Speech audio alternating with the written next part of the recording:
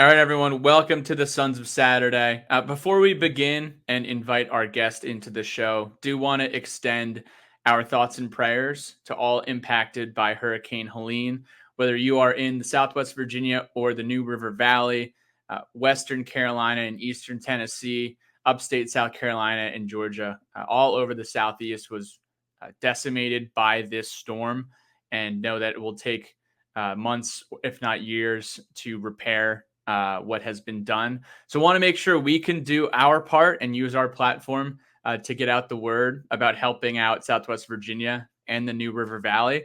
We will be posting out on X and on our socials and our website a list of resources. We're going to dig out everything we can. If you guys are listening and you know additional resources that we could help promote, please tweet at us or let us know, and we can put it out on our pages. Specifically, I know that first responders in the New River Valley are in search of water, canned food, toiletries, blankets, baby food and supplies, and cleaning supplies as well. Just going to share my screen for the folks who are on YouTube to show what the impact looks like on the New River Valley. This is an image of Claytor Lake, completely decimated, just destruction all over. And then on the right here is right by Radford, a park by the New River. You can see about 9 feet of water, almost surpassing the basketball goal here. So, guys, thank you so much for doing your part, living out UPROSM. And again, send anything our way that we can help promote, because we certainly want to get this message out to as many folks as possible within the region. All right, everyone. It is Tuesday, October 1st. Happy birthday, Virginia Tech. I'm not going to do the math on how many years now, but Virginia Tech was founded on October 1st. So have a birthday drink for Virginia Tech tonight. But we got a very special guest, recurring guest, actually second time on the show. Mehul Sanghani joins the show. And before we jump in, we do have to do the Mehul bio. But before we even jump into all the accolades, this is the same guy that you might see just absolutely going nuts on the sideline near the end zone when the Hokies scored touchdowns, whether it's at home or on the road. But I think I got a few. I got Jalen Lane doing one of these celebrations with me. You know, I've tried to patent a few. I got DeQuan Felton's, but yeah, no, I'm not, I saw some Twitter clips of Michael Irvin, and JC Price actually sent me the clips because Michael Irvin was going nuts on the sideline during our game this weekend. And he's like, the U's got Irvin and we got you. But, obviously I don't know if I'm quite as animated as Irvin, but I'm enjoying the privilege of that access. I think we have to give some props. You do a really good job of coming right up to where an official would consider throwing a flag, but he can't do it yet. Because, look, Michael Irvin pushes that limit. I think you do the exact same thing. You walk right to the line. Oh man, you're gonna get my access revoked. But no. I try to have some fun. So. Absolutely. Well, we're excited to have you back. And Mehul graduated from Tech in 1998, degrees from College of Engineering and College of Science. Spoke on commencement for the class of 2024. Uncle Mehul did promise a slice to everyone who showed up at Benny's in their cap and gown. Mehul served on the board of visitors at Virginia Tech as the founder and CEO of Octo, which he sold to IBM, which was an emerging technology and IT modernization company for the federal government.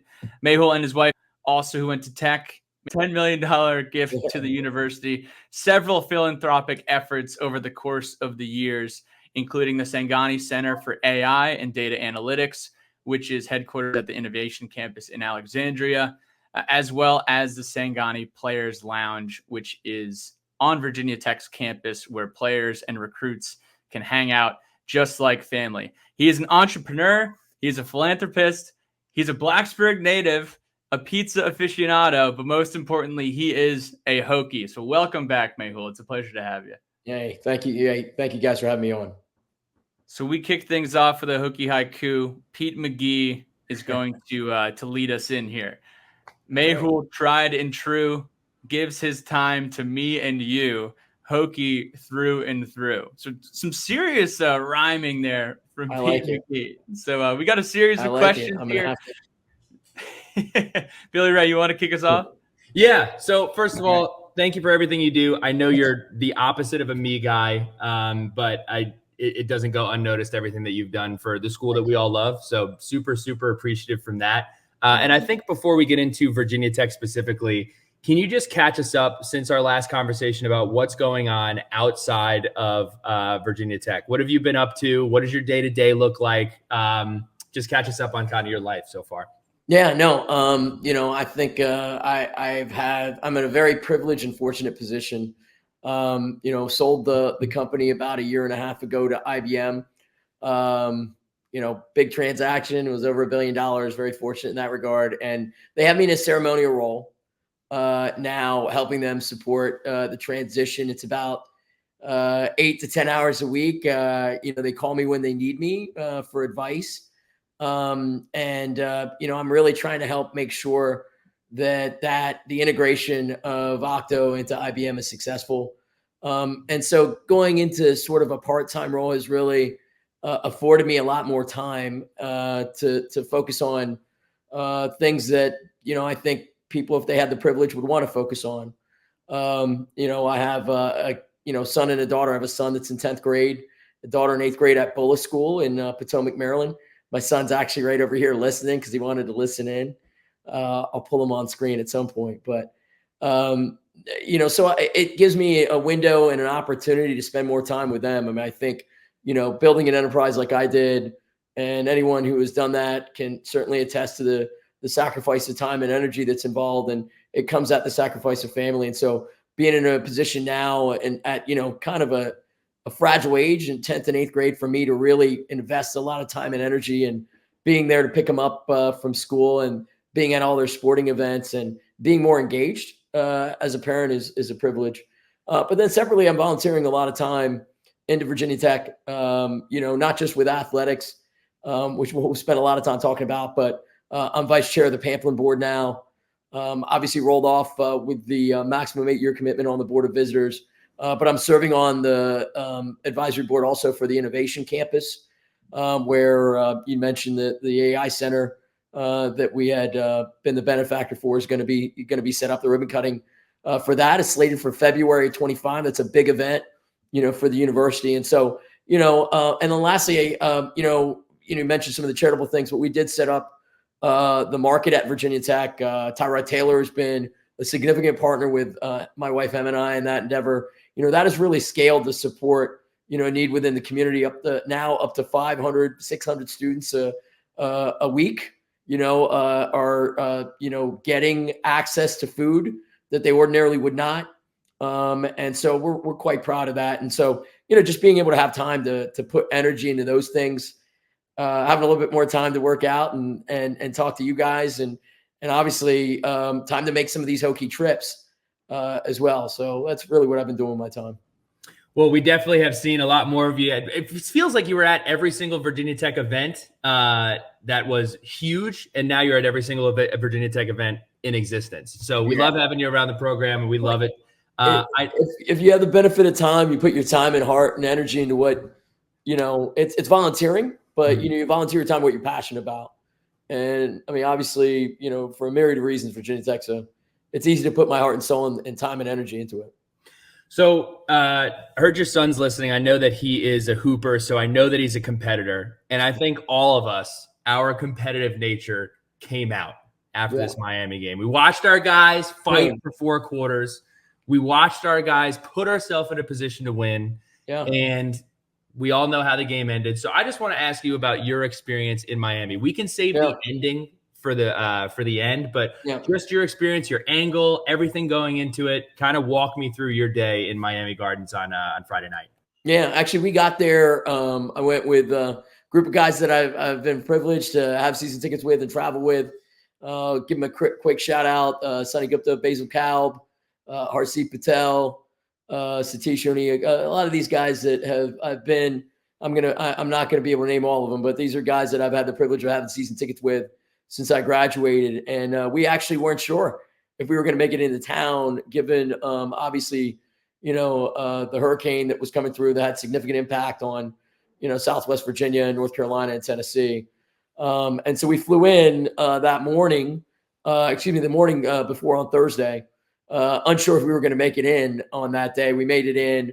We hung out on Thursday and had a good time in Miami. Enjoyed the nightlife. Had dinner at the Satai, and then went to Brickell, which is the new, I guess, hotspot in Miami, and had a good time at a club called Gecko, and ended up at some other adult establishments after that, and it was a good time. I woke up on Saturday. We were staying at the one hotel, and I think it was a little strange for us because I think normally we all go into those types of, getting ready for a game with a lot of nervous energy, and I think we certainly anticipated that the matchup being, a matchup with us coming in with a better record. And we knew, obviously, I think from the conversations I had with the coaching staff, they were emphatic that Cam Ward was as talented quarterback. Some of them were on the Penn State staff, as talented quarterback they had seen since CJ Stroud. And obviously, we all know that CJ Stroud, rookie of the year, and lit up the NFL last year. And so they felt like he was that kind of talent. I actually was a little cynical of that just because I thought he had a little bit of hitch in his motion. It was a little, I wasn't really sold on that coming in. But, what was strange, again, was that we didn't have that same nervous energy we normally did coming into the game. We wanted to see the team compete and compete hard. We hung out there at the hotel and, kind of went into the game eyes wide open, really not sure what to expect in terms of the performance of the team, given, how tough the season had started, given how tough the performance was and the way we lost late against Rutgers after we came back, and it being a tall order, relative to the talent on the other side on the road at night, weren't sure. So that's kind of the mindset we went into the game. That's how we, you asked about, what the day was like going in. That's what our day was like going in. Yeah. And I think you perfectly encapsulated it. And when we did our preview pod, we said, like, we had no expectation of winning the game. And quite frankly, no expectation of really it boiling down the way that it did. And I think you can look at it two ways. You can say, if you would have told me it'd be a one-score game that came down to the last possession, every Virginia Tech fan raises their hand no matter which side of the fence you're on. And no doubt. I mean, look, to be clear, I'm not an advocate of moral victories or anything like that. And I certainly wanted, I expected and wanted to see how well the team responded. Coming in at 17.5, 20-point dogs into that game, I think was eye-opening because Vegas is not in the business of getting those numbers wrong. But I certainly expected the team to compete far better than that. And I was still in some ways, like I talked about, sentiment coming in, pleasantly surprised with our ability to go toe-to-toe. And candidly, that is the team I think we all expected and wanted to see from the beginning of the year. And, again, I'm not a moral victory person, but it's certainly gratifying to see them reach that and scratch the potential that exists with the talent that we have on the team. 100%. And then to just walk me through the last play, from watching the play to, and honestly, I'm curious because you were there. Yeah. What was the mood of the team following the game? What is the mood of the coaches? Because Pat made a great point. He said, we're talking about moral victories. The moral victory is seen through against Stanford, Boston College, Georgia Tech. Like, they have an opportunity. And the way that I think I look at it is, I would be hair on fire for the rest of the season for an opportunity to play against Miami. I hope we get a chance, but if you want to have a moral victory, it's more of a rallying cry and like, I want an opportunity to play these guys again. Yeah. So, in terms of walking through the last play, I was on the sideline I sat in my seats a lot, and then I went to the sideline, I think towards the end of the third quarter. Obviously we had a 10-point lead. And then, I'll just talk about the final drive. It was hard to just sort of keep up with some of the clock management things that, fans were noting while you're on the sidelines and on the field. I did, looking up and the emotion of, that final drive, I did look up and I was surprised to see, I think the clock being where it was, but on that final play, I mean, certainly 30 yards is not, what I consider pure Hail Mary distance, certainly within striking distance. And, our guys, Aiden Green and other guys had made some plays against their secondary, all day. And so I was, candidly a little optimistic going into that final play, as optimistic as you can be going into a scenario like that. And, watching that play come down, I actually uploaded it to social media. I was on the sideline right at the pylon. And you can hear me screaming, he got it, and, as I'm filming it and watching it, I thought that, Daquan had come down with it, even amidst that sea of bodies. And what my initial emotion was, because like then the LED lights come on and you see the Miami players celebrating, but I did not see a signal. So I just kept on looking for a signal. And then I could see the Virginia Tech players celebrating, and in particular, Daquan getting up and, really confidently walking off the field and players congratulating him. And I'm like, holy shit, it looks like it's being signaled to TD. And then all of a sudden you hear, and I didn't see the signal, you hear that the call on the field was a TD. And so, of course, there's elation, but I knew that this thing was going to be subject to some review. But I saw, the coaching staff go towards a handshake. And I think that handshake, and then I was able to surmise that the ruling on the field was a TD.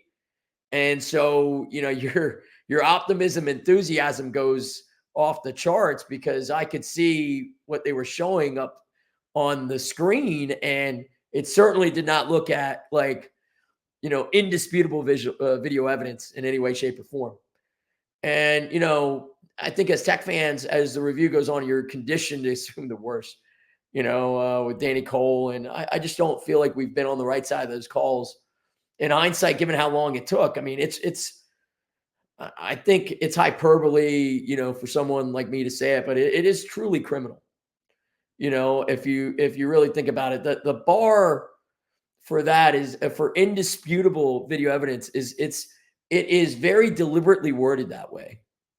And anything that takes 7 minutes to review, by definition, by any logical definition, does not, fit that criteria. And I think, look, I think this will air. This is on Tuesday night. We're sitting here talking. This will air maybe at a point when, we all want to try to move on a little bit, but it stings, because it's a significant injustice.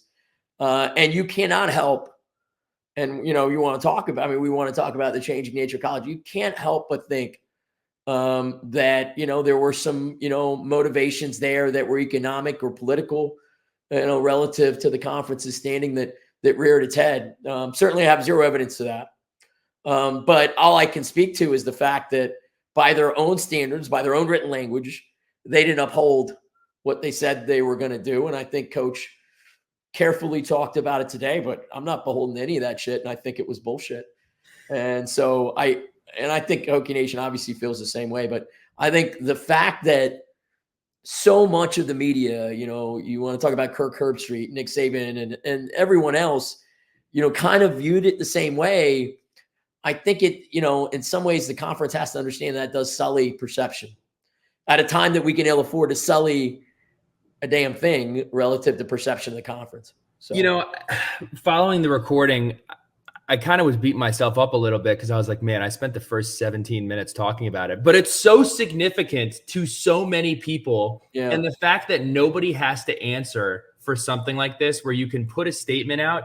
And I'm assuming it was like you, when Coach Pry gets on that dais and has to talk about the post game. Yeah. He probably hasn't sat down and really watched it. It's probably good that he didn't, because he's probably throwing papers everywhere, because he's taking these questions and going over everything. And I think he was genuinely saying, I hope they got it right, because I didn't get a chance to see it. I think that was the right thing for Coach Stacey. He doesn't have the opportunity. If you look at, what a coach has to do in the locker room after a game, Billy, you know this all too well. There's no time to, number one, process the emotions, and then or digest the sequence of events. They only have the opportunity to do that, I think, with some separation of time that comes after, a presser like that. But, you would ask about the locker room. I had a chance to go in the locker room after the game, and, I shared this on the VT Scoop message board. I mean, it's soul crushing to see what, you saw, just the tears. I teared up a little bit just seeing, the pain on some of the players' faces. I won't name them, but, just raw emotion because they put their heart and soul into that game. I think Hokie Nation, we as fans are certainly fans that are critical and certainly the right to do that of the team and their performance. But I think they played their nuts off. And, I think there's no other way to say it. And I think that pain, reflected the fact that also reflected the fact that they felt an injustice with what happened as well. But to your point, no moral victories, but I think what you hope is that there's a level of confidence that comes with them being able to see, their level of play, the level of play that they're capable of doing. And, you're hopeful that can build some momentum and confidence that you need to be able to go out and win some of these games in crunch time that we haven't been able to follow through on. Real quick, Pat, I know you have one here, but I just want to say it hurts all the more because our record, and everybody said this, but I'm going to go in a different direction. Our record doesn't indicate the closeness and the likability of this football team. Right. I liken it very much back to 2020, where it's like, man, I really like these players. I think they're talented. I think they like each other. They're fun to watch. And I want them to have that moment. I have this burned into my head, is Bashal Tutin on one knee after the Rutgers game. And I want them to have the elation and have the seeing it through on the amount of work and the amount of everything they put in. And they have a chance to prove that the rest of the season. So, yeah, I mean, I don't think we asked for the adversity that we have in terms of our record, but the adversity is certainly a test of the character of the team, the leadership of the team, the coaching staff's ability to rally through that. I think, despite the outcome, I think they showed that they were in a short week with travel, able to get the team prepared to play. But I think coming back to the players, I think to your point, I similarly agree. I think, Billy, you had a chance, be on the previous staff and know, I'm not going to sit here and badmouth them, but at the same time, I think the difference in chemistry is palpable. The difference in, I think, some of the character on the team is palpable relative to, the talent that we have and just the character of the folks on the team. All of them have, great stories. And so, in times of adversity, that's what you need. You need, that high character. You need that culture, that I think was missing a little bit with the previous staff. But look, it's not lost on me. I'm not here to just talk about and platitudes about and spin things positively. At the end of the day, this is a bottom line business. And, we need to have, results. And I don't think that's lost on anybody. I think, the folks in the athletic department, the coaching staff, they all realize they've all been at multiple places. They all been let go, fired before, things like that. And so they understand that this is a bottom line business and that there's accountability that accompanies that. So look, I think I'm on the record as saying that I'm a believer that Coach Pry can, get this thing turned around. I don't know, economically, we have some challenges and stuff too that constrain us. But I'm a believer in the culture that Coach Pry has put forward. And I think certainly at the end of a season, this is, like I said, a grown man's business. Everybody involved is subject to reviewing and looking at making, adjustments to what we need to continue to be on the right track to be successful. So, Mehul, one final question about the Miami game before moving on. But I know that this was circulating amongst the Hokie community. Pry handled the post game as best as anyone could in that moment. But the question is, how, if at all, should university leadership respond to the ending of the Miami game? And more broadly, when should leadership weigh in on prevailing concerns among the Virginia Tech family that leadership may not be able to actually have an impact directly on? Yeah. So look, I'm of the belief that, when there are things like this, leadership should lean in to ensure that, that things that were incorrect are pointed out, and especially, in a situation like this where we have, I believe a significant grievance, that should be pushed forward. Now, I am not an advocate for doing that publicly. I think you have an opportunity to do that forcefully in other forums. And I think that's going to be a more productive way of dealing with it. But in this situation, I'm at it's significant. I even use the word criminal injustice, but there's no reparations, and so that weighs in, unfortunately, to the level of response I would think that a university can do constructively.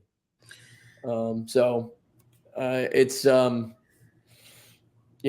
but I think sitting silent, and allowing, if it's true, that politics and some other things reared its head, sitting silent isn't the way to go either. So let me just say that. I think whether you know it or not, and I hope you do, you are one of the most important and level-headed voices in the Virginia Tech community. You did mention it. Comment on VT Scoop when something is awry and people need to hear something. I am a huge advocate of get you on X. There's a lot of nastiness that goes on X, but there is some nastiness that goes on the boards as well. We do see that. Yeah. But I think it's always huge that you do weigh in and kind of quell some of the worries or give some insights into some things that are going on. So I think people understandably are worried about a few items in obviously the start to this football season. So conference realignment, NIL, much is changing. And I just want to get your gauge or your message to Virginia Tech fans, whether it's what are we doing? How can I get involved? How do I make a difference? Because a lot of people want to talk about problems. A lot of people want to talk about things that they're upset about. And everybody thinks Virginia Tech is the only school in the world that has these problems, which is not true. Yeah. But what is your message to people who are kind of like, we have you on this platform and we want to see, people are kind of looking for, how should we feel? What's going on? What is your message to Virginia Tech fans just as we sit right now as an athletic department and as a football team? Yeah, look, I mean, I think relative to, what we've done, I think there's a group of donors, myself, but also, a much wider group of donors, that really answered the mail here this last year and made an investment in improving, our NIL posture and in particular, for football. And so I think there's a group of people I think that have significantly stepped up. They're not all going to be recognized the way things work there. They don't even get Hokie Club points, for stepping up in that way. And it's a much wider group than me that has done that. And so, aside from those big donors, let me just say, I shouldn't exclude. I mean, there's a shitload of fans that at the grassroots, $10, there's a shitload of fans that stepped in for 10 grand. I mean, at every level, Hokie Nation has invested in this team. And so, naturally the stakes, for fans that have made that level of investment, are much higher. So there's that element. I think Hokie Nation, there is no doubt that Hokie Nation has stepped up. You guys have chronicled this on, your podcast many times. It's, we're very deserving, there's no deserve, but they're very deserving of, having, the type of breakthrough season that we all wanted. And, it's not out the window yet, but I think, the start isn't what we all hope for. Coming back to the landscape and where Virginia Tech sits. Okay.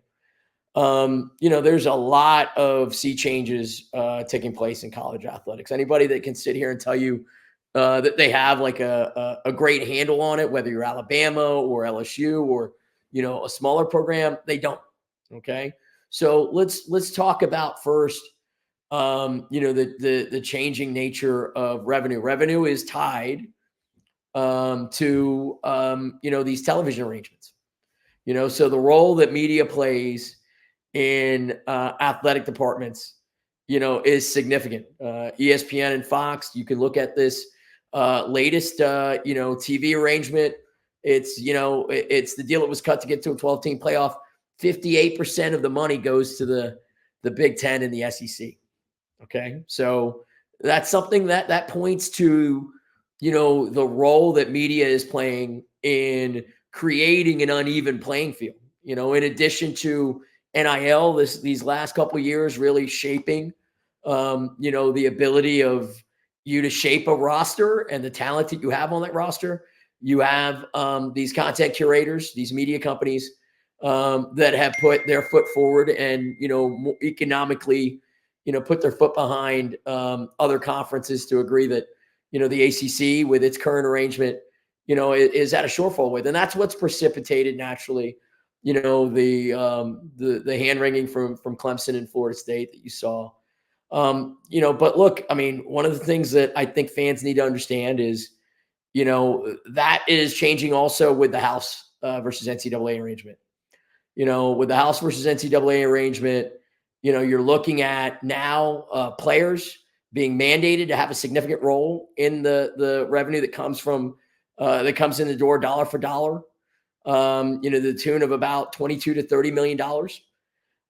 And then separately, you're looking at, universities now having to, really put their foot forward out of operating expenditures into the mix. And so, all of that is changing. You also have an NCAA that was a nonprofit body that is now pretty impotent as a governing body. They're really just an organization that puts together a really nice party come March for the basketball tournament.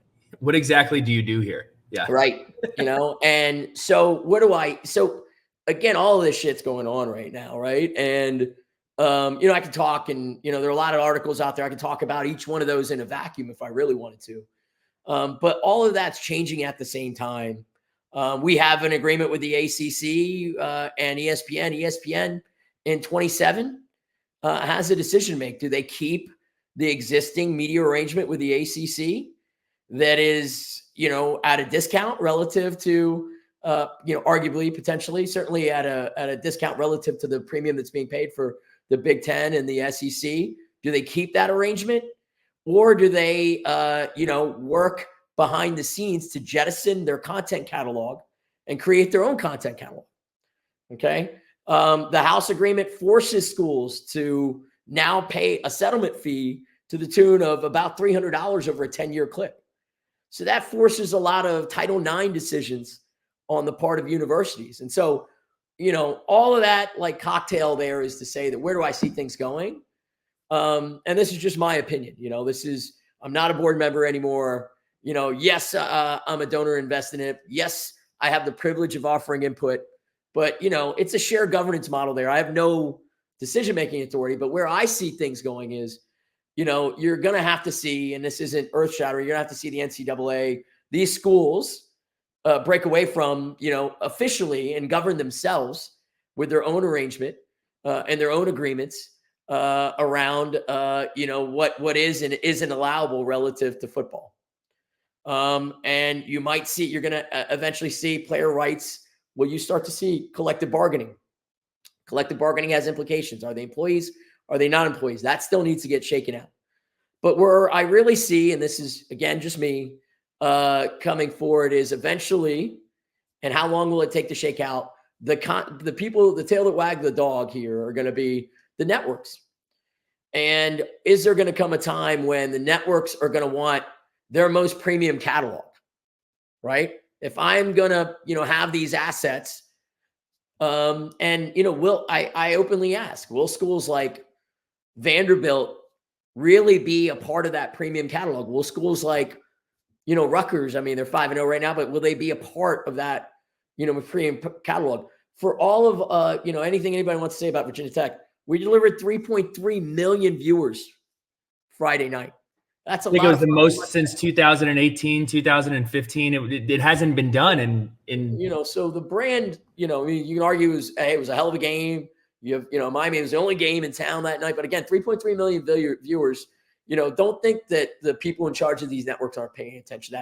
That pays a lot of fucking bills, right? Those types of, if you're able to put that type of content out there consistently. And so eventually, I think what you're going to see is the content curators look to put together their best catalog. And then at the end of the day, what is going to be the best catalog? If you look at it statistically, NCAA football has the NFL has 5 times the revenue of NCAA football and 10 times the media rights. Okay, it is not 5. There's opportunity there within that gap. Who's going to fill the void? Okay, if you're a university, you're Tim Sands. Do you really want to be in the business of having a semi-pro team? Right. And so what the university wants is that, I think in the long term, university is going to look for dividends. They're going to look to try and have a dividend that comes from athletics, a dividend that comes from football, but have that be its own entity separately. And then, again, really taking it forward, it's not out of the realm of possibility to see, private equity enter the equation. Mm-hmm. They have the ability to introduce capital. It's not out of the realm of possibility. As crazy as it sounds, to see sovereign wealth funds enter the equation. The NBA has that already. The joke I make, which people scoff at and I think is a little bit obtuse, but, you can see Alabama football with an Emirates logo across their, as crazy as it sounds, Congress might step in before some of that happens, but, they've allowed that in the NBA up to 25%. So they're not in control, but, the Qataris, the UAE government, certainly the Saudis, all these entities have significant dollars, and they view media and entertainment as a way to extend their nation's brand. And improve their image across the globe. And, if you're, these universities, that becomes attractive to monetize the brand and create the dividend that you need to stabilize your athletic budgets. I'll tell you, you were talking about creating kind of the cocktail of the answer to that question. The bourbon of Virginia Tech's cocktail, though, is the fans, is the people that tune in. And we always kind of throw ourselves a pity party when we lose these games. We all do it. And we say, these fans deserve so much more. Why do we keep showing up? If you need any reason to keep showing up, I'm going to show up because I love the team and I want the team to win. You should continue to show up because it is the chance to continue to put us on that playing field when this all gets reorganized and everyone plays. Yeah. And look, I think, I'm not in a position to talk about how NIL funds are allocated. That's a wit question, but I think, the revenue generating sports, right? In this time where athletics and universities are struggling, are going to be in a pickle, given the fine you have to play with house and then money coming out of the operating expenditures and all these things, given that, all that that's going on, universities have to make decisions on what sports they want to continue to be competitive in and stay Title IX compliant. Do they want to jettison football?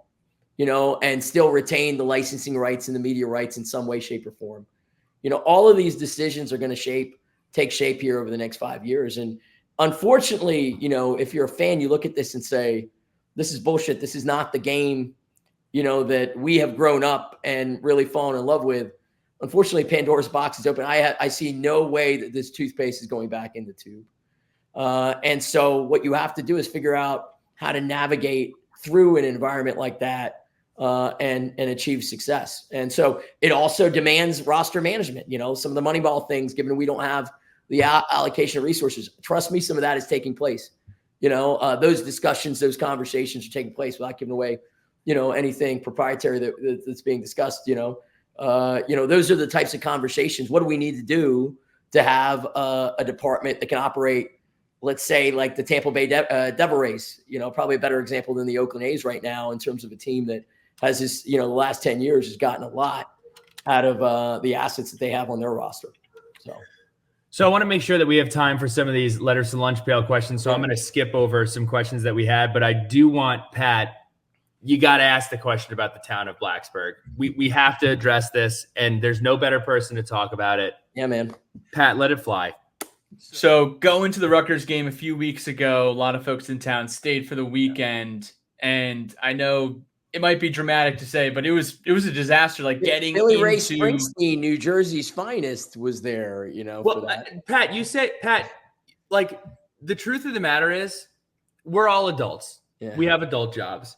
If you don't have $60 to cut the tots line, it is an awful experience. It really is. Like I'm not gonna say it's an awful experience. I love going. No, it isn't an awful experience, but it's tough. It's tough. It's tough to motivate, men of our age certainly to wait in a line that long. Yeah, right. And I guess like what makes it challenging is that this is new. Like 5 years ago or 10 years when I was in school, Billy Ray was in school. We graduated 17 and 18. Yeah, you can get a table at a bar. You wouldn't have to wait in line at Sharky's because Sharky's never really had lines. Tots has always had a line, but even, Maroon Door, the Cellar, PKs, like we waited outside of PKs for like 45 minutes after the game on Saturday night. Oh. And, obviously we've seen an increase in students and enrollment in Blacksburg. Yeah. And I know there's economic impact, throughout as far as like, well, what if we add more restaurants? And it's a larger conversation than that, but sure. We love the town. You love the town. Yeah. What do you think Blacksburg can do to just be better to accommodate everyone who's excited to go back to town for a game day weekend so they don't have to have a challenging experience of waiting in long lines? And the question was, if Mehul was mayor, what would be Mehul's objectives? Well, I got to stop you right there. Like, there's some people like, people ask me, oh, you're going to run for office? And I said, look, mayor, dog catcher, whatever I would run for. There's some people that have skeletons in their closet.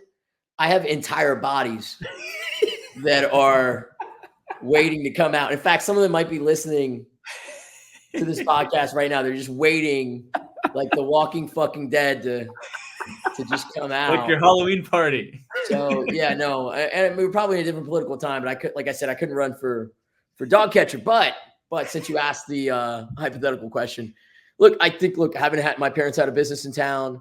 It's a challenging place to have a business. Let me just begin with that. All right. I mean, you could see that with the turnover of the restaurants that take place. Some of them that you would think would have success that don't.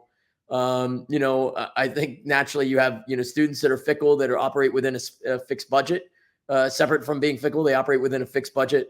And then, too, the cyclical nature. And we have more opportunities, I think, for alumni to engage and come into town than just the home games now. I think the university's done a great job of that. But the town itself, there's always been this tenuous town and gown relationship between the university and the town. And some of that is the politics. I think the politics in town, like, that look at that middle school lot, that's cross street from the old middle school.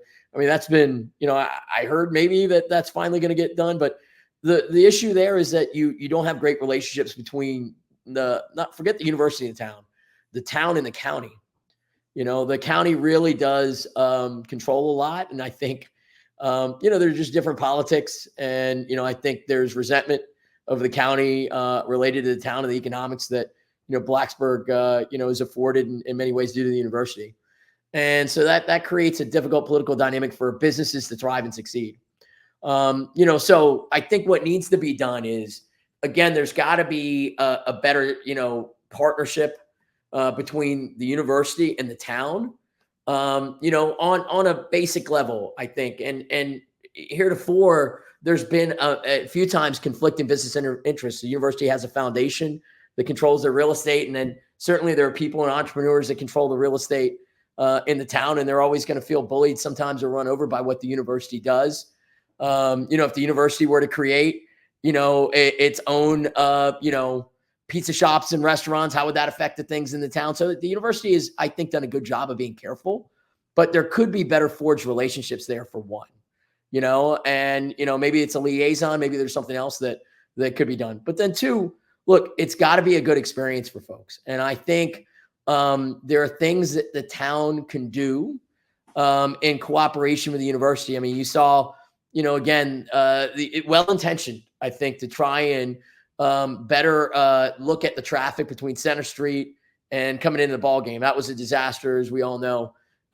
Fortunately, I think they've made some adjustments. Hopefully that will ameliorate itself. But again, these are the types of things that I think befit having a liaison. And then look, there should be better environments for people to congregate. Center Street, was born out of a necessity. Now, I think the town has responded in terms of how they have the local police presence to govern that. I think there's things that the university can do versus allowing that to be born out of necessity, or things the university can do proactively to create environments for people to congregate and hang out. Maybe a pregame area there for live music or some other things. I know you guys are advocates of that too. Pat, I'm so glad that you mentioned this is new. Like, at no point during my college career was there a 45-minute wait to get into anywhere. Yeah. So I don't know who needs to figure it out, but to quote Dan Katz, somebody needs to figure it out. Because I love going, I'm going to keep going, but we need to make this a more seamless experience. So flipping the page to letters to the lunch pail. First of all, I just want to thank everybody who submitted questions. We truly appreciate the engagement. With that, we received some awesome questions. We also received some not awesome questions. I just would like to encourage people, when you ask a question to Pat or myself or to Mehul or to anybody that we have on here, just ask yourself, if I was standing in front of this person, would I ask this question? If the answer is no, it's probably not a great question. Really, to be fair, I think folks have, been forward about asking me stuff, critical of this or that, of the university and stuff. And look, I'm in a privileged position, right, to be able to have some influence. Mm-hmm. Again, as I stated, this is a shared governance environment. Someone thinks that, I think as fans or as, people that sit in the back row, Tim Sand should do this, or someone should. Yeah. I don't know if people can appreciate. I didn't appreciate until I came on the board the level of shared governance and the number of stakeholders that have to be involved. It's a highly bureaucratic organization. Some of that's good, some of that's bad. Some of it's just the way that a public university, land grant university, has to work. So full stop. That's the constraint we're operating in. And so folks have been very forthright with asking me questions. It's just, if it's in a public setting, and if it's anything that is going to be critical of anything related to the university, I don't think it, the platform I have, the privilege I'm afforded, I think I handle that separately. Right. And so things that are going to be critical of the university or in any way, shape, or form, I try to be, really delicate with how I handle the platform that I'm afforded. So, I don't mind the difficult questions, but in a public message board, mm-hmm. If you're asking me to, comment on this, that, or the other, sometimes it's very difficult. And I just don't think that's the right thing for me to do either. I think that's the message. Are you looking for an answer, or are you looking for upvotes? Let's ask that question. Yeah. Well, so before again, there's certain things that are better handled. Yes. It's more constructively handled for a person that has my platform handled differently. Yes. I'll just leave it at 100%. Before we do that, some of you may be listening for the first time. If you are, welcome. If you tuned in before, welcome back. We're the Sons of Saturday. I'm BRM Mitchell. This is Pat Finn. We cover Virginia Tech all angles. So my question, my letter from the lunch pail, is as a couple of entrepreneurs, what is your entrepreneurial advice on what we can improve on and what we should keep doing, or what's going well? If nothing's going well, you could tell us, but I'm just asking for your entrepreneurial advice here.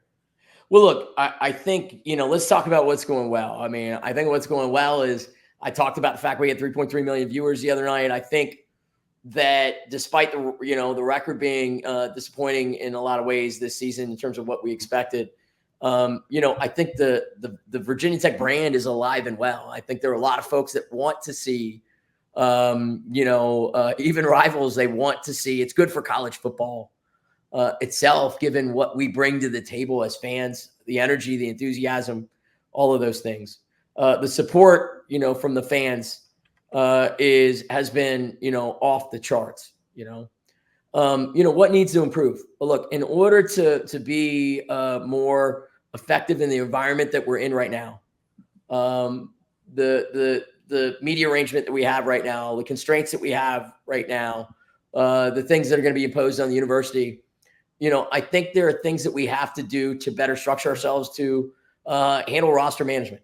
To be prepared to operate our roster across the board in a way that is, similar to a Moneyball situation, taking advantage of analytics where we can. And so, when I say that those things, I'm mentioning those are some things that we need and have to improve on, but know that those conversations are taking place. Nobody's sitting on their hands. relative to seeing that future and us needing to march towards it. Look, I think the other thing that, we, have to improve on is we have to take advantage of some of the things that, we as a university do exceedingly well.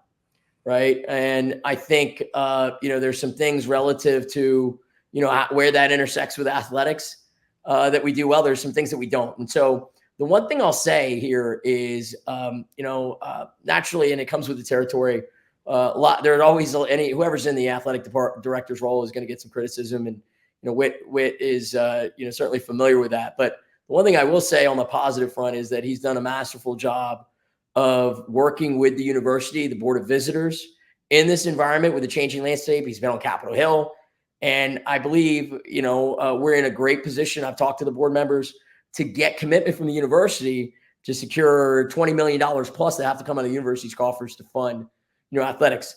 There are some universities, I think some folks feel like that's table stakes, and I agree. But it still has to go through a board process. There's a political process it has to go through. And then separately, there are some university presidents that have gone back to their athletic directors and said, you know what, I can come up with 13 out of the university coffers. You go back to the donors and come up with the other 7. And the ink isn't dry on that yet, but the impression I have, Wade has done a great job of working that. And I believe we're in a position to get the commitment from Tim and, a lot of folks in his ear relative to that, to have the university make that commitment in athletics and obviously correspondingly football, going forward. But the question was about improvement. The university's commitment to athletics as a key tenet to our culture needs to continue to be there. Like it or not, more is going to have to come out of the university's operating budgets. And so, look, if you are in university development, which is donations, this is the front door of the university. Tell me what other event you can point to other than these football games that's going to get 65 to 70,000 donors here, 8 times a year, as the front door of the university, and these universities across the board, they require philanthropy, and especially athletics is going to continue to rely on that in some way, shape, or form to supplement shortfalls on the media, front that we've already talked about. Not to mention the donors descending on Blacksburg, but also the amount of kids or parents who will attend a game day and say, this is where I want to go to school. It is the number one attractive piece, in my opinion. And I know you kind of answered this already, but my next question, this comes from Out of Towner 5 on 24/7. He says, what roadblocks has President Stans cleared or resources provided? I know you just spoke about the $20 million, but what outside of that, what has he directly done in order to allow us to be more consistently competitive in football? Look, I think I believe, and I said this to Tim, I'll say it on this podcast. The only thing even standing in the way, potentially, and even then I think he's probably deserving of it, of him being the greatest president in Virginia Tech history. If you look at what he's done university-wide is, some of the elusive success that we want to have in football here over the last, 8 years plus. And, the university president's role in that is complicated. There's so much that you have to look out for, but, I'm an advocate of Tim. Tim is deserving to me, of a statue similar to Beamer having that statue. He's what he's done for the university in terms of our stature, our academic standing, the innovation campus. I don't know, Marshall Hahn, maybe there's many other presidents in our history, if you study it, that can say that they've done as much. That said, in terms of roadblocks, I think the one thing that, and it's not Tim, again, shared governance, as I talked about. You have to have a commitment through that governing body to fund athletics. And there's some things that when I was on the board that we worked constructively through that were challenging to work constructively through to get, athletics on better footing. And, I'm not putting that on Tim at all. I think that's just a byproduct of how the university operated long before Tim got there. A lot of that, there have been significant roadblocks. I'm proud of the fact that the board under my 8-year tenure did a lot to remove any of that. Even all the way up to, you look at that NIL legislation that got passed at the Commonwealth level, that was spearheaded by folks in Tim's, regulatory advisory group that really helped drive that. Having in-state and out-of-state scholarship parity, so it's not taxing the athletic department. North Carolina schools have had that for several years. So some of this stuff is going to bore the common fan, but there's been a lot of things that have been lifted. I talked about this, new age, and the university is going to have to front the House bill plus the freight on the $20 million, and I think the commitment's there. But that's not all Tim. That comes from others. But the one thing I will say is that he does have the perception of any academic of, hey, is he 100% behind football? Tim knows and understands, both in terms of his legacy and in terms of what's important to Virginia Tech culturally, what's important for the business of Virginia Tech, what's important to the brand. Listen, the dude's a smart guy. The dude's a talented president. He knows damn well what that football is important to the school. Can you just say that one more time? Because I think people think the other way. Can you just repeat that one more time? I will say Tim knows damn well how important football is. And I think both in terms of his legacy, what it means to the school, what it means to the reputation of Virginia Tech, how, inextricably linked it is to the economics of the town as a town native. There's so many, the football, for better or for worse, has the tentacles and so many things that are, important to Virginia Tech. I mentioned 70,000 donors 8 times a week. If you don't have success there, maybe you don't get 70,000 donors on those weekends. You don't have the lines that you talked about at some of those places. So, I think he understands that. I think, is that always there? Is there support from the entire governing bureaucratic infrastructure? Trust me, there are some folks that are in the administration that, have been challenges in my view and have been roadblocks, but that's the whole point of a board.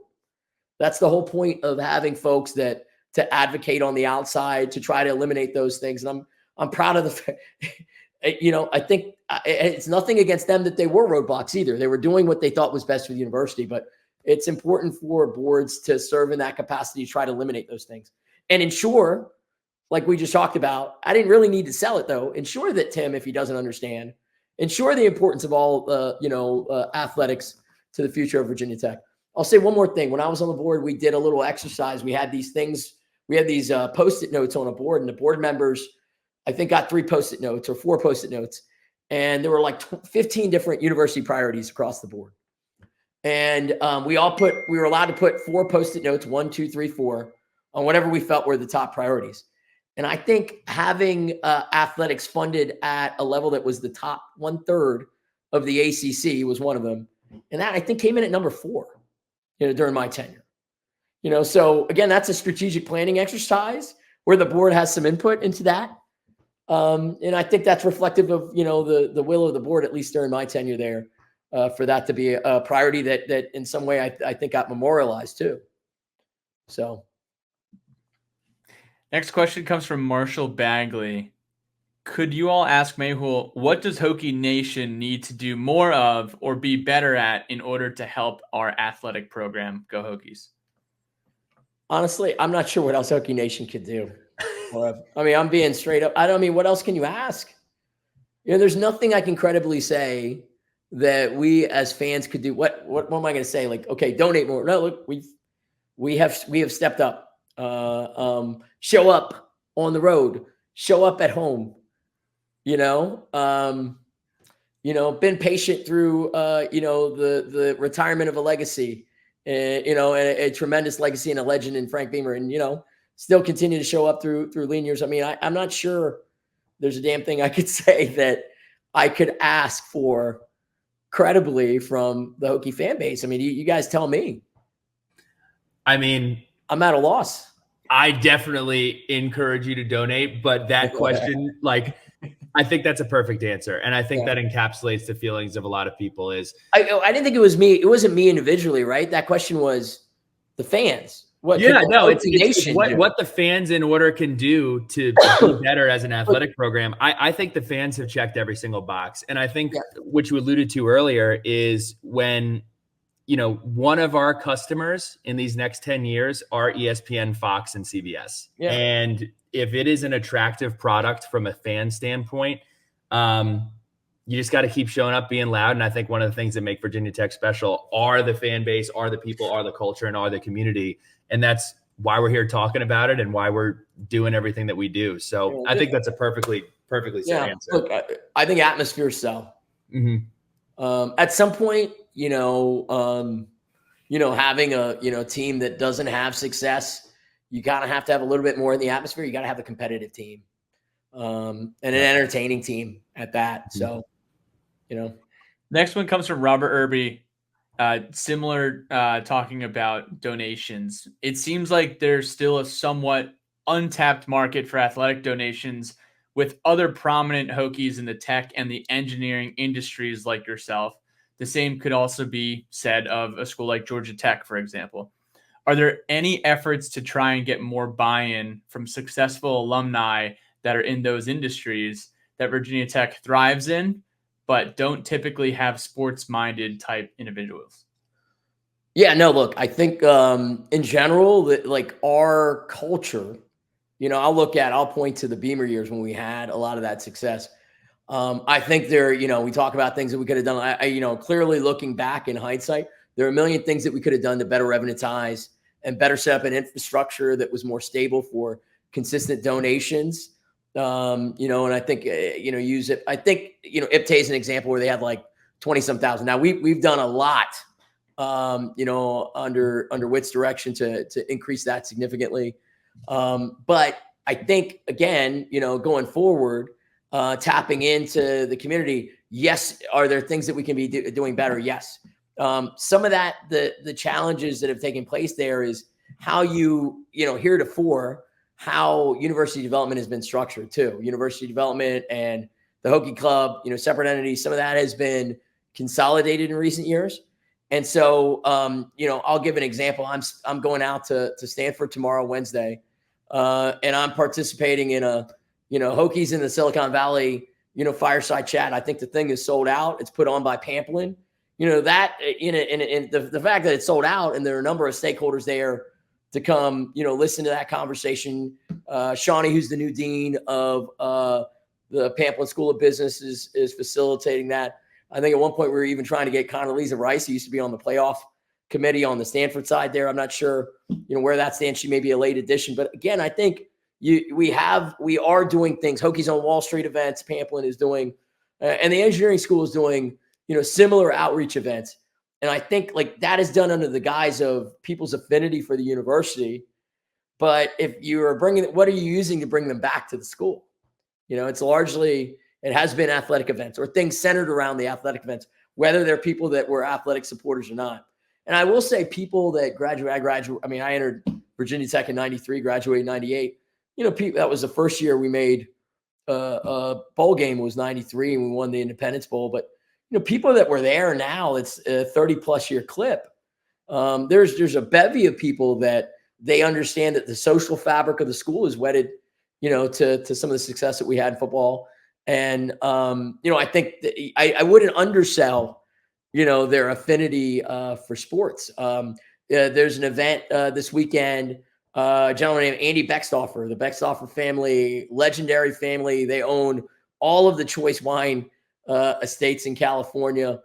He's hosting an event for a lot of the big donors. He apparently, I understand he played football. Here's, by all accounts, hopefully I'm not doxing him, but he's, probably a billionaire, given, what his family, runs, in terms of how valuable some of those estates are from a wine perspective. So, things are being done, and you only look at our numbers relative to overall development, and they're released. I mean, we've grown that exponentially under Charlie Flieger's leadership. And I think if you broke out the athletics stuff under Whit, largely run by Whit in partnership with Charlie, but largely run by Whit, we've had significant exponential increases there too.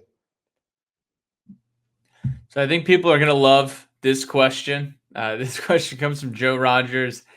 As a leader in the tech industry, Mehul, how would you approach the Lane Stadium LED light project. But listen, you know what I would like to fucking see, and I tried to on the board, is why the fuck do we not have Wi-Fi? You know, that's crazy. Great question. Forget LED, like, dude, Wi-Fi. Okay, like, and look, I tried on the board. Again, this is illustrative of what you try to do on the board. You just got to go through the IT committee, and then athletics. I mean, it was significant dollars. This is something, and I chatted with Tim. This is something that I believe is a public safety issue too. I'm no longer on the board, so I can crow about this here. So it's a public safety issue. It's something that it's germane to.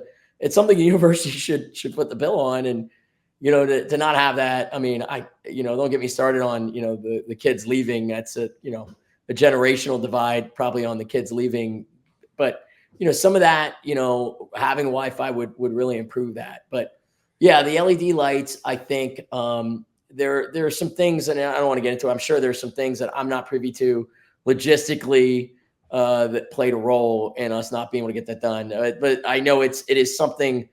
This is an athletic department is very attuned to the fans. I mean, they were very attuned to the uniforms being a really big deal to the fan base. I don't think that they weren't attuned to it, and I think they're attuned to the LED lights being something that the fans are clamoring for. But to me, like getting the university to step up to install, the Wi-Fi infrastructure, there's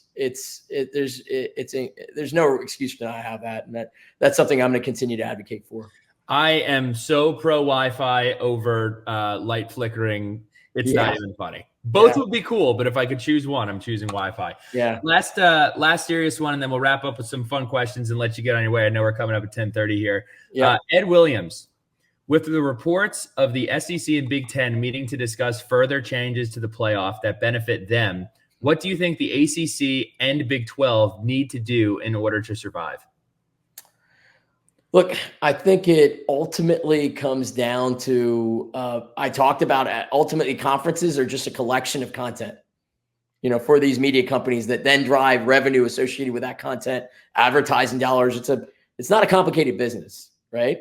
What you're talking about here. And so once you kind of figure out where the money is, it ultimately comes down to having valuable content assets that the media companies are clamoring for. I mentioned the exit ramp that ESPN has in 27. Could they use that to break up conferences and realign their catalogs? Very well could happen. Rather than just re-upping, or will they re-up? And I think there's some things in our agreement at the ACC level that had a minimum number of schools that allow them to keep that revenue. And you saw the expansion that took place with the schools that were added in the event. You lost a couple schools. Guess what? You were still well within the contract terms and conditions to keep at least that existing revenue commitment, assuming the option got picked up in 27, to keep that commitment going, right? And so, what it comes down to is that you need to have, with less resources, the fans need to understand that with less resources, you need to be able to figure out how to, produce a more competitive product. It's as simple as that. And baseball is an example of, where that takes place consistently. They don't have revenue sharing. I think it's a proven model in football. If you start talking about the differences in revenue between the NFL and college and the gaps and the opportunities there, it's a proven model in football that if you are to create things like a salary cap and collective bargaining, and then package the best catalogs together into regional pods, the AFC East, the NFC East, et cetera, and then sell that back, you're going to close that revenue gap between the NFL that's 5 times as much and the media gap that's 10 times as much.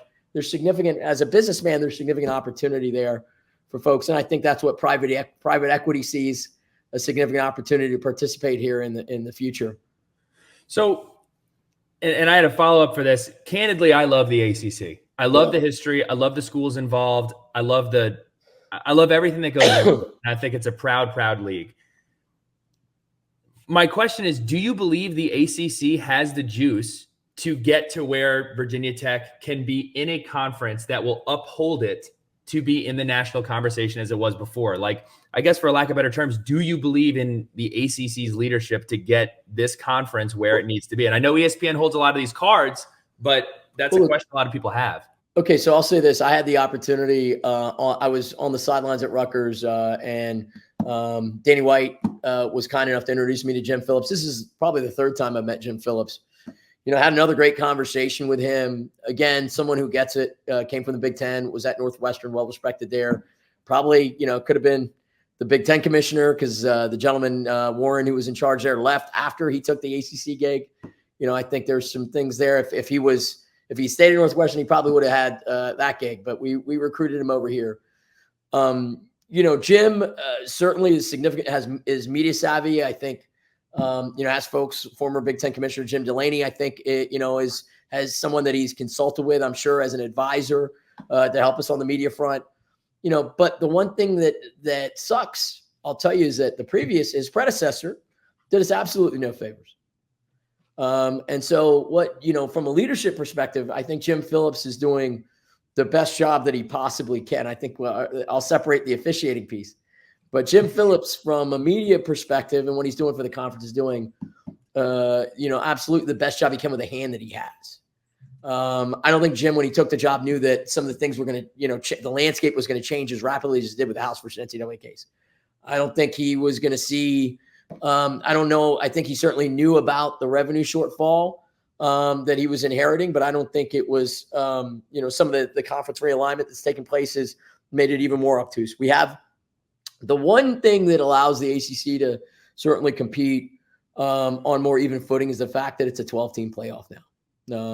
I mentioned that it's 58% geared towards the SEC and the Big Ten, but, being able to have multiple teams in a kind of, as we've seen with the basketball tournament, football's different.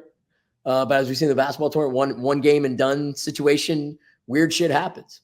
And so just having, that avenue, where, we're not out of it, as crazy as it might be, we're not out of it, to be in the playoff picture. I don't think you could say that with the previous model and the construct that we had at all.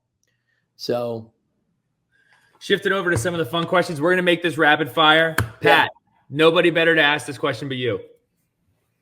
All right. So speaking of graduation for the class of 2024, what is the backstory? Like, how did you get up on that stage? Because the production of announcing that you were the graduation speaker was phenomenal, and we were all fired up. We're like, all right, I gotta make sure I'm in my seat for that. How did that get going? They did a great job with the hype videos and stuff. The hype videos actually, I kind of spitballed a little bit with them, as something that I thought could build some excitement up, especially with that group. So that was, I won't take the full credit for it. It was certainly the social media folks there that pulled it together. But, some of that, was spurred on by some conversations I had.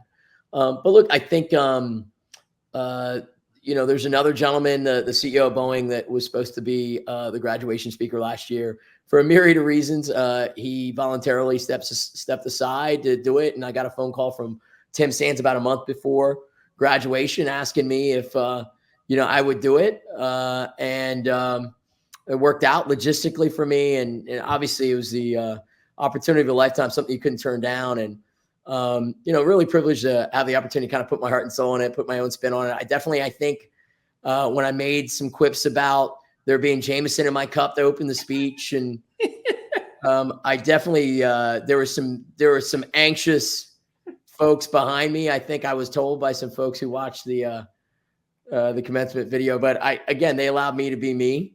And I think, you never know how those are going to go. Obviously, you saw, commencement speeches in general during last year were a challenge for all commencement speakers to navigate. And, I certainly, even walking off the stage, I didn't know how it was going to be received, but, fortunately, I think a lot of the feedback was overwhelmingly positive. Especially it was extremely touching to hear, I was able to share some of my immigrant story, and then to hear how well that resonated with, folks, that are, American as you guys, and folks that have immigrant parents and families. And then look, even if the speech bombed, I was giving out free pizza. I figured at least I could buy and, curry favor a little bit with that. And then, so that worked out as well. So speaking of dancing to your own set of music, a question from the Mitchell family, specifically my brother. What is it going to take to get you in the jorts on the sideline for one of these games? Like, can we get your measurements and get you a pair of jorts out for the game? Like, what is it going to take to get you in jorts? I'm willing to do it for the brand and the culture. You know, I'm a big Suns guy. Yeah. But it's just not on brand for me. Got it. You know, like, you know, there's certain like you guys have your demographic. I think like for you, your name's Billy Ray. You got the jorts.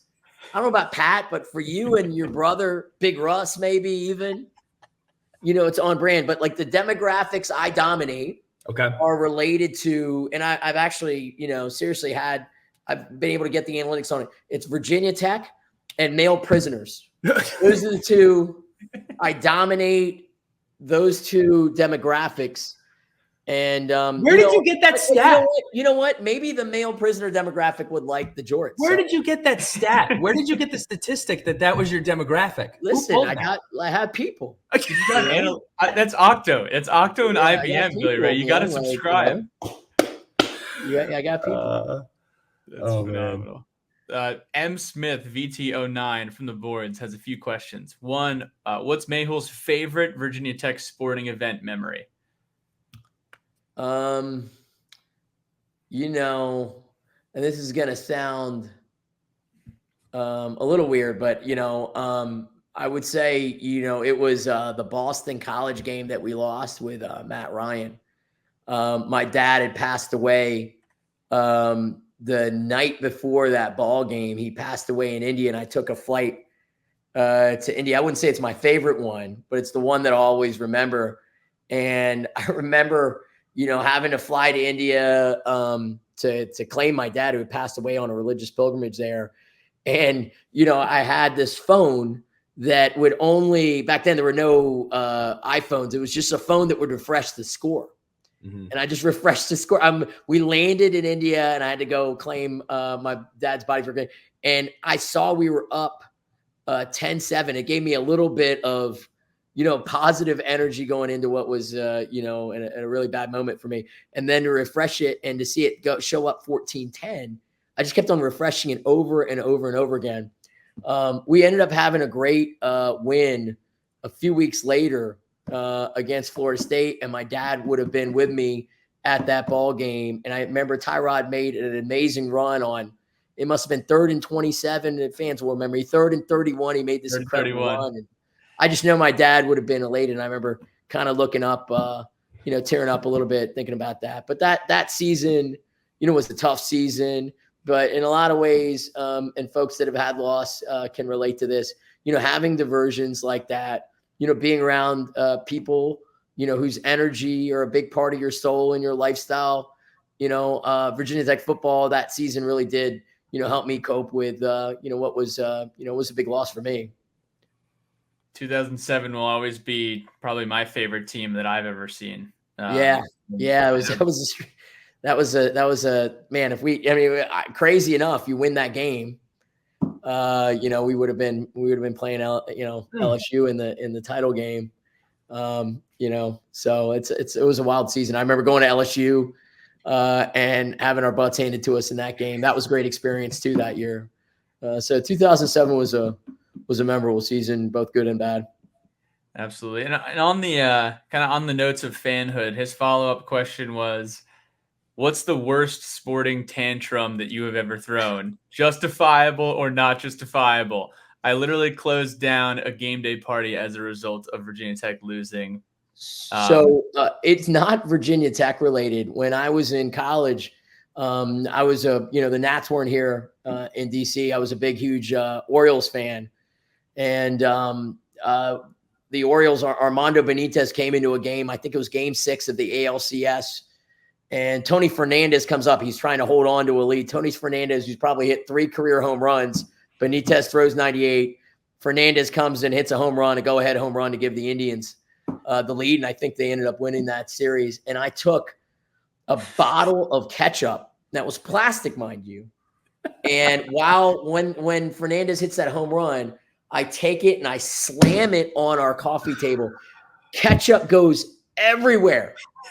Coats the TV, the bottle smashes, and when we left that house, we couldn't get the ketchup stains. I don't know, ketchup is kind of jacked like that. We could not, for the rest of the time, there was nothing we could do to cover it up. There was just this giant, and then you can imagine the aesthetics on this giant red stain there was ketchup seeped into the electronics of the TV. no. My roommates were pretty pissed, but that was probably the biggest tantrum I ever had. I mean, both the Danny Cole and then this Florida State one, have taken its toll on me emotionally, but that's probably the biggest tantrum I've ever thrown. Last two. Will Trent. I want to know if you hosted a dinner party.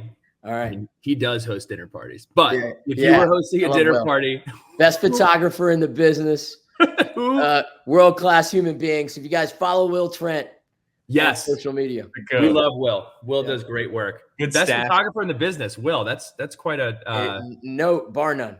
That's quite a tag there. Yeah. Who would be on your dream guest list? We know who's taking pictures. So I would go, a couple different people. On the business front, there's a guy named Ray Dalio. I'm a big fan of. I'm a big fan of Jamie Dimon. Huge fans of them. On the celebrity front, Shaq or Charles Barkley, would be somebody that I'd love to get some time with. And then, on kind of, the I wouldn't say political front, but the leadership front, obviously being an Indian American, I mean, you have a chance to have a cup of tea with Mahatma Gandhi. Why wouldn't you take that up? I mean, that's somebody that's passed away. But, I think, for me, that would kind of cover the spectrum. Like maybe somebody on that would be fun. Maybe a Snoop Dogg too. I'm a big Snoop Dogg guy. So I'd love to just get some time. I mean, I think it would be fun to have somebody like him at a dinner. You got to have people to shake it up. Yep. You got to have people to have stimulating experience. And then you got to have people that you can, that are spiritual, maybe that you can learn from. So that'd probably be a good mix. Tell you what, I wish you could get Jamie Dimon to run for president. Not going to get political, but I do wish Jamie Dimon would go ahead and run for president. Yeah. No, I think, look, Jamie's been an amazingly effective leader. Candidly, he's probably he's kind of starting to maybe lose a little zip on the fastball a little bit. He's got to look at a succession plan, but obviously been an amazing leader for JPM. Can I ask you real quick before last question? What does the HHIC mean in your tagline? So if you guys have ever watched that movie, Lean on Me, so that stands for not what it stands for in the movie, but the head Hokie in charge. So you asked me to come in with like you kind of, your thing had me just fill out like a title for myself. I don't really have a title. Right. So I figured, let me just put I didn't know you were going to ask me. That was well done. That stands for, I figured, let me have some fun with this. Let me put the HHIC. And then if they ask me, it's the head Hokie in charge, like Joe Clark. Pat, you have to read yours and read the next question. Okay. Hang on. I got to maximize my screen here. You guys have seen Lean on Me. Or did I age myself with that? No. I've seen it. Pat doesn't. Hand up. We have this Billy Ray and I have this conversation every single week. I haven't seen a classic movie. I get berated for it. I write it on the list of my fridge of movies I need to watch. In the movie, if you're Reese Davis, it would be the head naysayer in charge. Mm-hmm. Right. Mm-hmm. I don't know if you guys saw that controversy last year. We saw it. Yeah. Yeah. That's hilarious. But anyway, Pat says, let's score octo touchdowns on Stanford. Well done, Pat. Good job. Yeah, you like that? I was like, it's an octagon 8. It's not ESPN the Ocho. It's not Ocho Consulting, but I think, you get the message here. 8 touchdowns is what? 8 times 7, 56 points. Yeah. First 56 burger of the year. We're going to close up shop. We dropped a double nickel on UVA, so let's see if we can drop 56 on Stanford. Last question comes from Nova Hokie legend Steve Upton. He says, what is Mehul's favorite vacation spot on the planet that we should all put on our bucket lists and why? Yeah, so I had the privilege. I've been to Greece 3-4 times. I've been 4 locations 3 times. And so this summer I had the privilege of going to Paros. If you ever have the privilege, there's the town on that island. It's a cyclitic island. So these are the islands in the middle of the Aegean. They have a sea of these islands, and all of them are known for their whitewashed buildings and crystal blue waters, etc. So it's a spectacular location I had a chance to go to. But the town itself was the star at Nassau. We ate dinner one night and saw Tom Hanks there having dinner. He lives in the adjacent island called Antiparos. And he was having dinner, and I think he had a few bodyguards, but said hi, hello to people that passed by, including my kids and stuff. And we definitely try to leave them alone. But spectacular island, spectacular culture. If anybody had the food there, off the charts. And so I had the privilege of going to Greece multiple times. It's a great destination if anybody has a chance to go. Beautiful country, but definitely Paros of any of the places. That's it. That was kind of the view from our hotel that we stayed at. Wow. We had a view.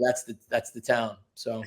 Pat, next Sons of Saturday retreat, we are going to Paros. And it's going on the company Paros card. I think it's Paros. It's Paros. Yeah, it's Paros. Yeah. Paros.